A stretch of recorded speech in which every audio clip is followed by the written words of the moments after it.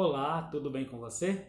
Nesse momento nos encontramos para juntos manusearmos a preciosa bússola da vida, a Palavra de Deus. Para nossa reflexão, hoje nós vamos estudar o capítulo 17 do livro de Êxodo, dos versículos 8 ao versículo 13. Acompanhe a leitura. O texto diz assim: Então veio Ameleque e pelejou contra Israel em Refidim. Com isso ordenou Moisés a Josué: Escolha-nos homens e saia a peleja contra Ameleque. Amanhã eu estarei no topo do monte e o bordão de Deus estará em minha mão.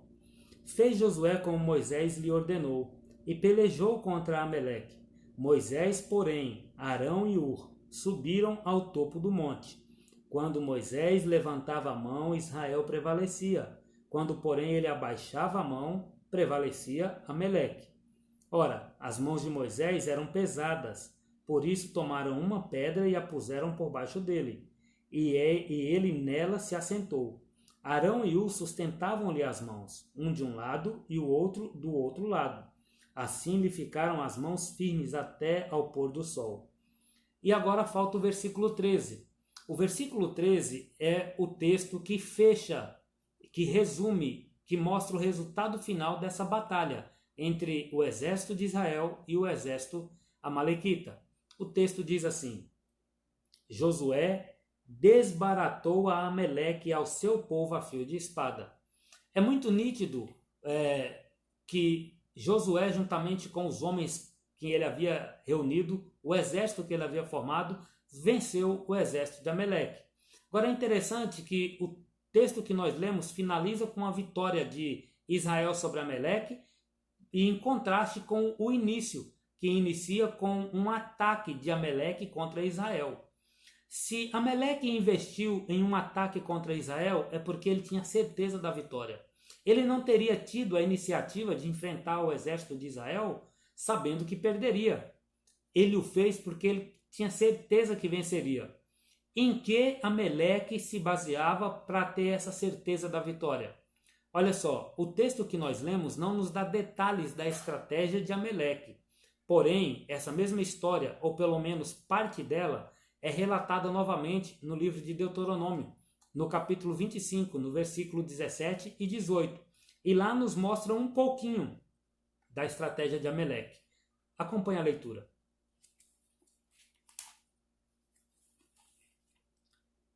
Deuteronômio 25, 17 e 18 diz assim: Lembra-te do que te fez Ameleque no caminho quando saías do Egito, como te veio ao encontro no caminho e te atacou. Agora aqui apresenta a estratégia de Ameleque, e é uma estratégia covarde. Observe onde foi que Ameleque atacou. Atacou na retaguarda todos os desfalecidos que iam após ti, quando estavas abatido e afadigado, e não temeu a Deus. Ameleque tinha confiança que venceria o confronto, que venceria essa batalha, porque ele sabia qual era a sua estratégia. A estratégia de Ameleque não era encarar frente a frente os homens fortes de Israel. A estratégia de Ameleque era atacar pela retaguarda os que estavam mais fracos, os que estavam abatidos, os que estavam desfalecidos. Em outras palavras, Ameleque atacou no ponto fraco de Israel. E aparentemente estava tendo êxodo em seu ataque. Aparentemente estava tudo sob controle.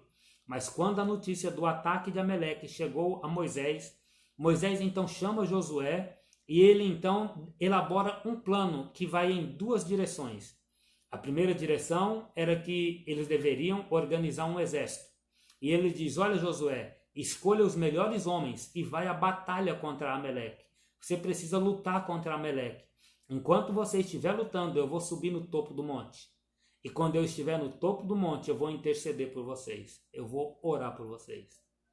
Veja que Moisés tinha o conceito muito claro na sua mente que havia uma parte naquela crise que eles deveriam fazer. E o que eles deveriam fazer era enfrentar braço a braço o exército amalequita. Mas ele também sabia que o investimento deles para enfrentar o exército amalequita não teria êxito se eles não depositassem a confiança no Senhor dos Exércitos, se eles não depositassem sua confiança no Deus a quem eles serviam. E é justamente por esse motivo que Moisés sobe ao topo do monte, porque ele sabia que Deus daria a vitória por meio de Josué e os seus homens, mas eles precisavam clamar a Deus.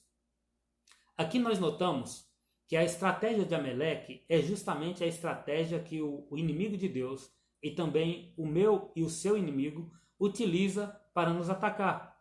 Ele não nos ataca no momento que nós estamos bem psicologicamente. Ele não nos ataca no momento que nós temos força para resistir ao ataque.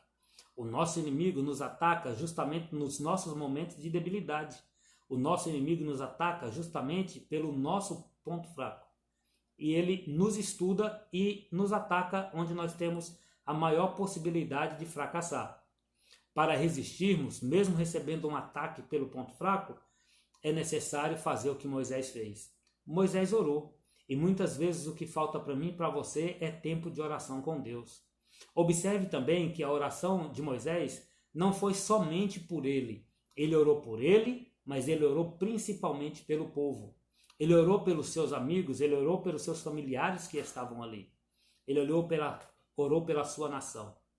Então, meu amigo, se você tem um parente, um familiar, um amigo, um colega de trabalho que está passando por uma crise, uma situação complexa, lembre-se, você pode orar por ele.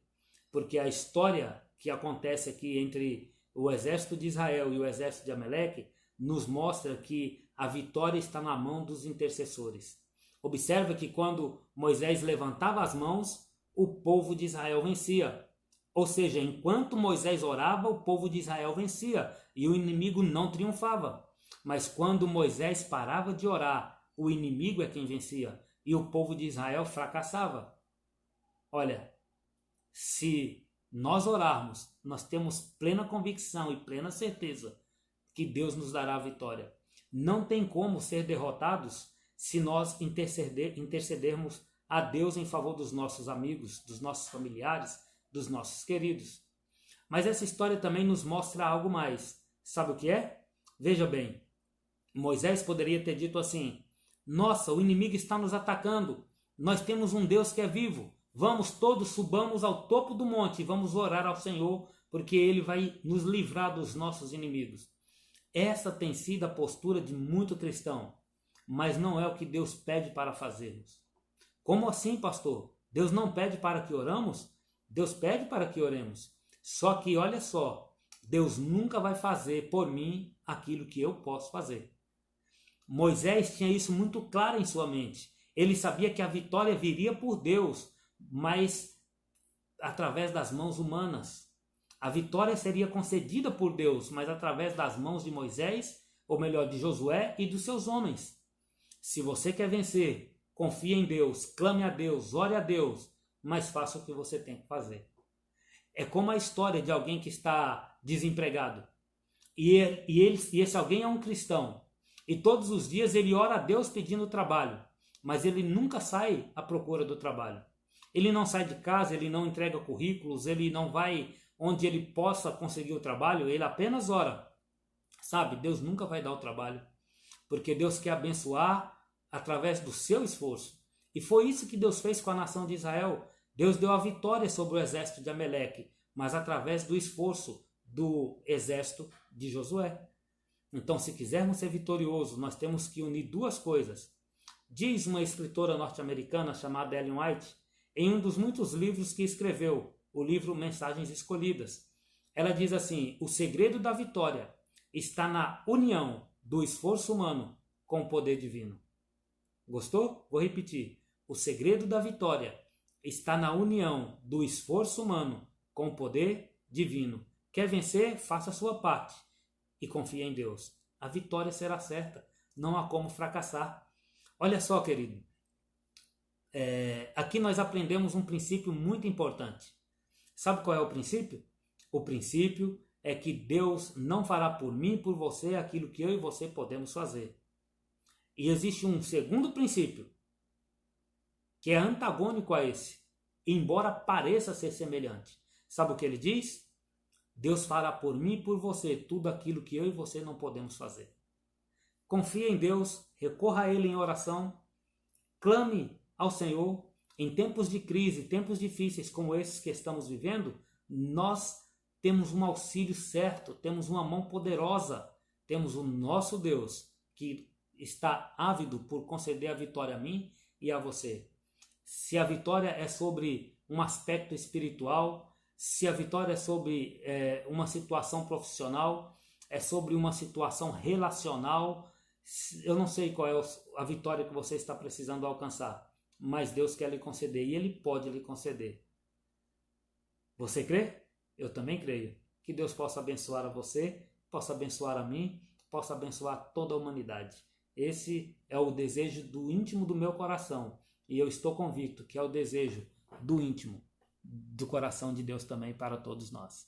Que Deus te abençoe e até a próxima.